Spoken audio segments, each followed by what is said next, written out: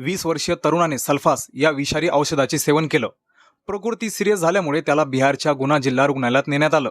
तिथे डॉक्टरांनी कोणतीही सखोल तपासणी न करता डोळे आणि धडकन तपासून त्याला मृत घोषित केलं।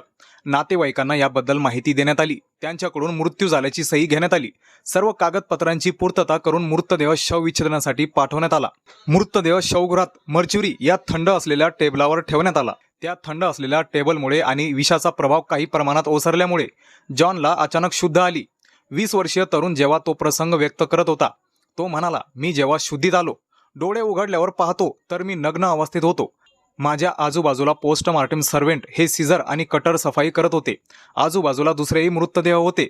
मृतदेहांचा दुर्गंध आणि स्वतःला नग्न अवस्थेत पाहून तो प्रचंड घाबरला। आपल्याला डॉक्टर मृत समजून आता फाडणार या भीतीने तो तशाच नग्न अवस्थेत शवगृहातून बाहेर पळाला। त्याला पाहून पोस्टमार्टम करणारे कर्मचारी सुद्धा धावत सुटले।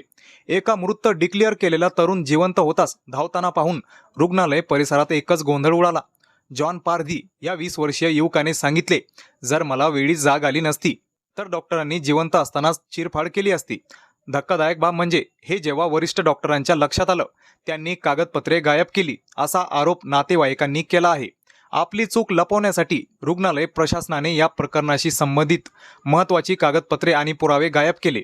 या गंभीर निष्काळजीपणाबद्दल स्थानिक नागरिक रस्त्यावर आले आणि डॉक्टरांवर कठोर कारवाई तसेच निलंबन करण्याची मागणी केली। या घटनेचा व्हिडिओ सध्या सोशल मीडियावर प्रचंड व्हायरल होत आहे, ज्यात तरुण नग्न अवस्थेत धावताना कोणीतरी व्हिडिओ शूट केला। घटनेतील धक्कादायक बाब म्हणजे जवळपास 2 तास मृतदेह पोस्टमार्टम गृहात होता, कारण त्या ठिकाणी इतरही मृतदेह होते।